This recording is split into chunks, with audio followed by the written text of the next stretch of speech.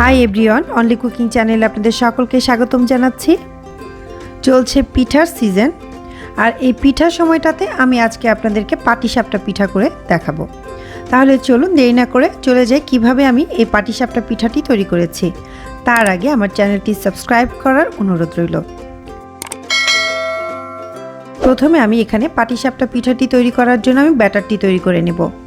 তার জন্য এখানে আমি নিয়েছি 1 কাপ চালের গুঁড়ো, আর এখানে দিয়ে দিলাম হাফ কাপ পরিমাণ ময়দা। এখানে চালের গুঁড়ো ব্যবহার করার সময় আপনারা দোকানের কিনে আনা চালের গুঁড়ো ব্যবহার করতে পারেন, আর ঘরের তৈরি চালের গুঁড়ো ব্যবহার করতে পারেন। দিয়ে দিচ্ছি স্বাদ মতো লবণ, আর এখানে দিয়ে দিলাম 1/4 কাপ চিনি। আমি এখানে চিনিটাই ব্যবহার করেছি, আপনারা ইচ্ছা করলে এখানে খেজুরের গুড়টা ব্যবহার করতে পারেন। এখন আমি এটি ভালো করে মিক্স করে নিচ্ছি। এখানে আমি অল্প অল্প করে পানি ব্যবহার করছি।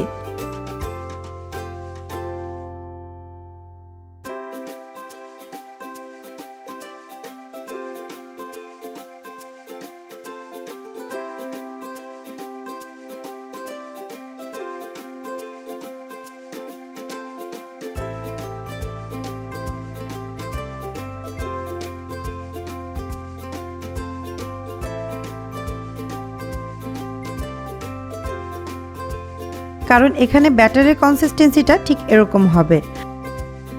ঠিক এই পর্যায়ে না আসা পর্যন্ত আমি পানিটা ব্যবহার করব। এবার আমি 30 মিনিটের জন্য এটাকে র্যাপ করে আলাদাভাবে রেখে দিচ্ছি।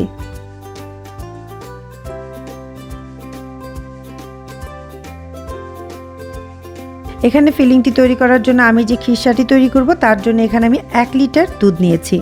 আমি এই দুধের মধ্যে দিয়ে দিলাম 2-3টি এলাচ।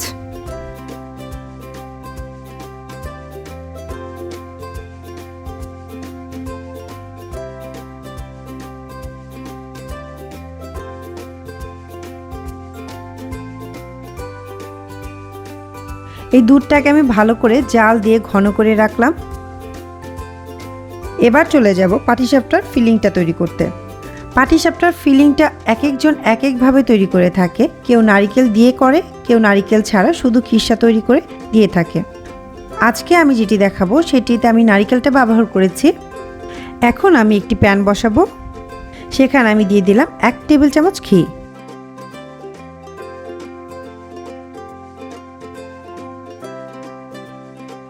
সেই সাথে দিয়ে দিলাম 1 টেবিল চামচ সুজি। আমি এখানে সুজিটাকে হালকা ভেজে নিচ্ছি।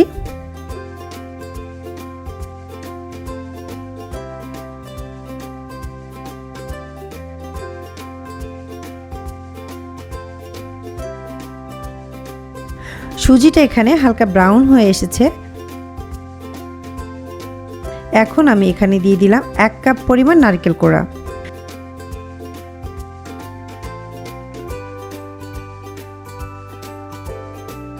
সেই সাথে দিয়ে দিলাম 1/3 কাপ খেজুরের গুড়। দিয়ে দিলাম 2-3টি এলাচ। আমি ভালো করে নেড়ে নিচ্ছি।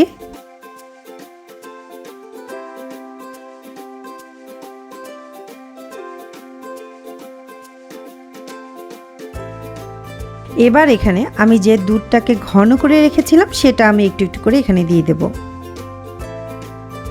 আমি এখানে 1 কাপ পরিমাণ দুধ দিয়ে দিয়েছি।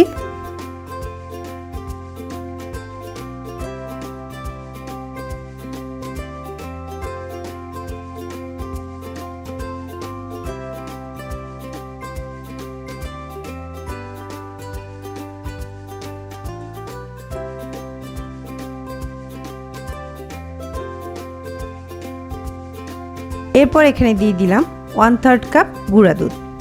আপনারা চাইলে এখানে গুঁড়া দুধটা নাও দিতে পারেন, কারণ এখানে আমি ঘন দুধটা ব্যবহার করেছি। এখানে আপনারা যদি গুঁড়া দুধটা ব্যবহার করেন সেই ক্ষেত্রে পাটিসাপটা পিঠার স্বাদটি সাধারণ থেকে অসাধারণ হয়ে যাবে।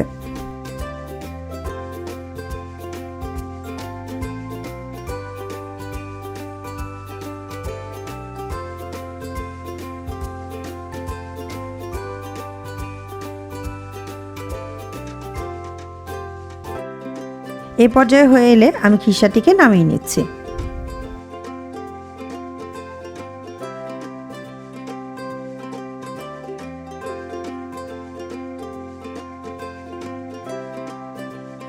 এবার চুলায় আমি একটি ফ্রাই প্যান বসিয়ে নিচ্ছি।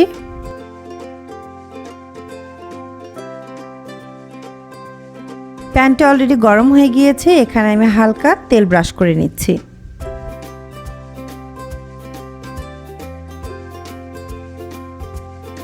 এখানে আমি যে ব্যাটারটি তৈরি করে রেখেছিলাম সেখান থেকে 1 চা চামচ আমি এভাবে ঢেলে দিচ্ছি।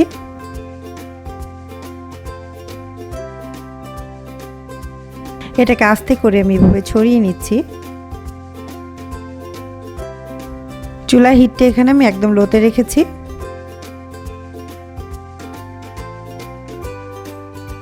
এবার আমি একটি ঢাকনা দিয়ে ঢেকে দিলাম।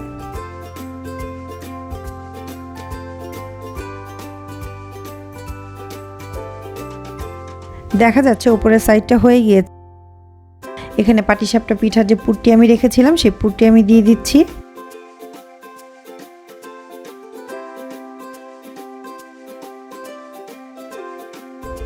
দিয়ে ঠিক এভাবে আমি ফোল্ড করে নিচ্ছি।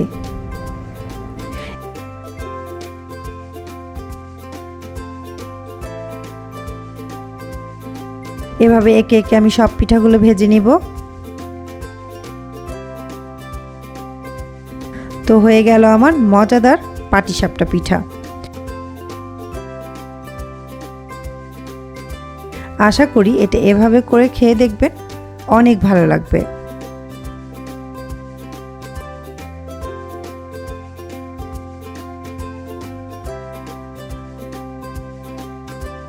আর ভালো লেগে থাকলে আমার চ্যানেলকে লাইক কমেন্ট দিতে ভুলবেন না। আজকের মতো এখানেই চলে যাচ্ছি। ভালো থাকবেন সবাই, আমার জন্য দোয়া করবেন। আল্লাহ হাফেজ।